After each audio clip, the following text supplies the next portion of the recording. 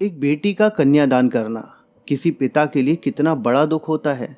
एक पिता के अलावा हर कोई ये दुख नहीं जान सकता।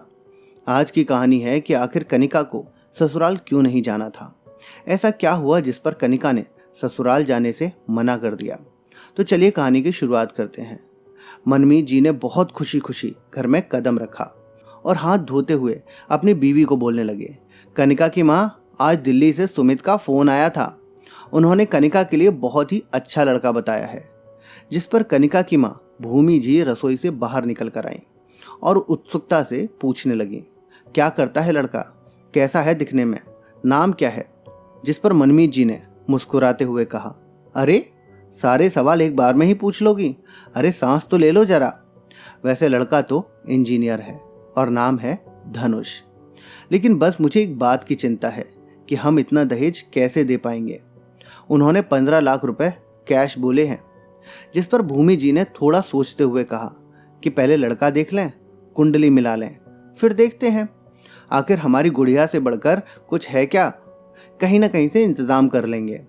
वैसे भी मेरे पास थोड़े जेवर पड़े हैं, मैं इस बुढ़ापे में अब उनका क्या करूंगी। और जो आपने एफडी करा रखी थी हम दोनों के नाम से, उसे भी तोड़वा देंगे। बस हमारी गुड़िया खुश रहे, हमें और क्या चाहिए। इसके बाद जब शाम को कनिका कॉलेज से लौट कर आई, तब उसके छोटे भाई ने उसे सारी बात बताई। इसे सुनकर कनिका अपने पापा के पास गई और गुस्से में बोली, मुझे नहीं करनी ये शादी, मैं अभी आपको छोड़कर कहीं नहीं जाऊंगी।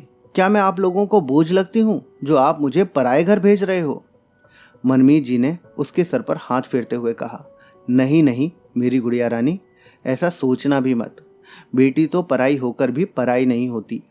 एक बेटी ही तो है जिसकी याद माँ बाप के मरते दम तक उनके साथ रहती है। बेटे तो भाग्य से होते हैं, पर बेटियां सौभाग्य से होती हैं। ये सुनकर कनिका अपने पापा के गले लग गई और बोली, बस अब रहने दीजिए, मुझे रुलाएंगे क्या। इसी तरह कुछ महीने बीत गए। कनिका का कॉलेज भी कंप्लीट हो गया और धनुष भी अपने घर वालों के साथ कनिका को देखने उसके घर आ गया। सभी को कनिका बहुत पसंद आई। कनिका और कनिका के माता पिता को भी धनुष अच्छा और सुलझा हुआ लगा। जिसके बाद शादी की बात पक्की हो गई। शादी की डेट 6 महीने बाद की निकली। अब कनिका के माता पिता और भाई दिन रात शादी की योजना बनाते रहते।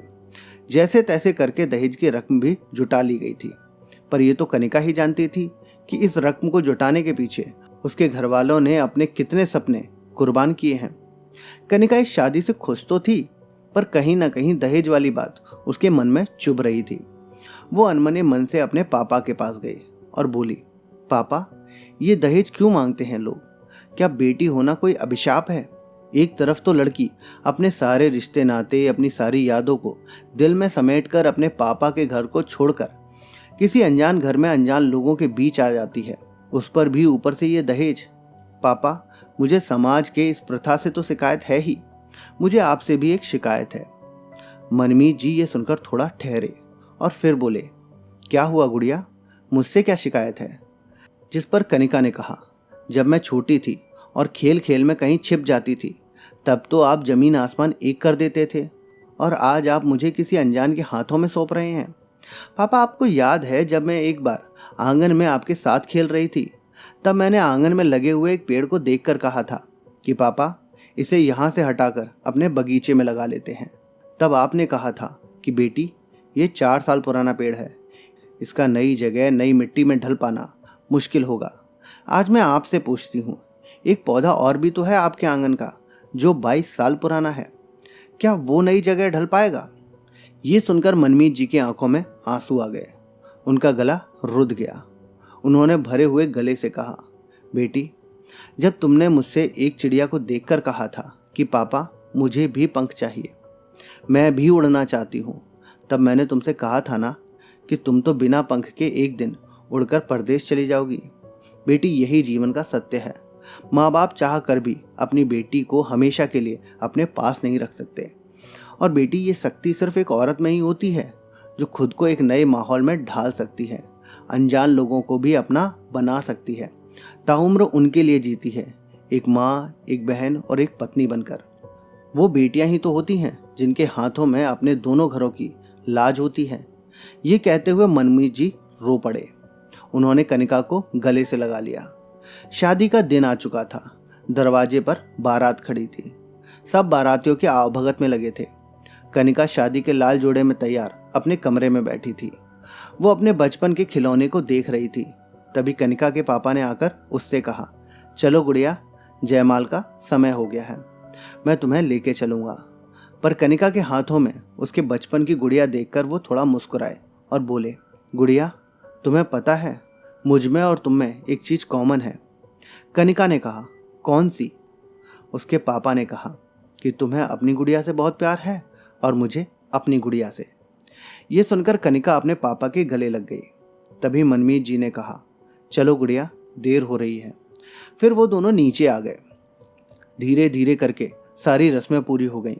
अब रस्मों का सबसे कठोर समय आया, कन्यादान का समय, जिससे हर माँ बाप को डर लगता है। जब पंडित ने उन्हें कन्यादान के लिए बुलाया तो उन्हें ऐसा लगा जैसे कोई उनके जिस्म से उनकी जान मांग रहा हो। वो अंदर ही अंदर सोच रहे थे कि जिस नन्ही गुड़िया को अपने हाथों में खिलाया, जिसकी उंगली पकड़कर चलना सिखाया, आज कन्यादान करते समय उसी गुड़िया से अपना हाथ छुड़ाना पड़ेगा। पर रस्में तो निभानी ही पड़ती है ना। ये सोचकर वो आगे बढ़े। कनिका के माता पिता जब कन्यादान के लिए आए तब कनिका अपने माता पिता को देखकर सोचने लगी कि इन्हें अपने आंसुओं से कितना लड़ना पड़ा होगा। जब कन्यादान पूरा होने के बाद माता पिता अपना हाथ हटाने लगे तब कनिका बहुत रोने लगी और बोली, पापा, क्या आज से आपने सचमुच मुझे छोड़ दिया? कनिका की ये बात सुनकर मनमीत जी से रहा नहीं गया और वो बदहवास होकर रोने लगे। उस समय तो क्या लड़के वाले और क्या लड़की वाले, सभी के आंखों में आंसू थे। भूमि जी ने मनमीत जी को संभाला और उन्हें वहां से ले गई। अब सारी रस्में पूरी हो चुकी थी। अब आया सबसे कठिन पल, विदाई का। लेकिन विदाई में आखिर ऐसा क्या हुआ कि कनिका ने अपने पापा से साफ साफ बोल दिया कि उसे ससुराल नहीं जाना? ये जानने के लिए आप थोड़ा सा सब्र करें और तब तक आप हमारी इस कहानी को बहुत सारा प्यार दें। हम आपके लिए जल्द ही इस कहानी का पार्ट 2 लेकर आएंगे। तो दोस्तों, इस कहानी में एक बहुत ही इम्पोर्टेंट पॉइंट उठाया गया है, वो है दहेज। एक लड़की अपने जीवन की सारी यादें, अपने दोस्त, सब कुछ छोड़कर दूसरे घर जाने को तैयार हो जाती है। पर दहेज की कीमत क्या उसके इमोशन से ज़्यादा होती है? खुद विचार कीजिएगा। मैं उम्मीद करता हूँ कि आपको हमारा आज का सुविचार पसंद आया होगा। तो आप अपनी राय कमेंट बॉक्स में ज़रूर लिखें। वीडियो पसंद आई है तो वीडियो को लाइक करें, अपने दोस्तों के साथ शेयर करें। ऐसे ही और सुविचार सुनने के लिए आप हमारे चैनल सुविचार कहानियाँ को सब्सक्राइब ज़रूर कर लें। चलिए मिलते हैं आपसे अगले वीडियो में एक और नया सुविचार लेकर।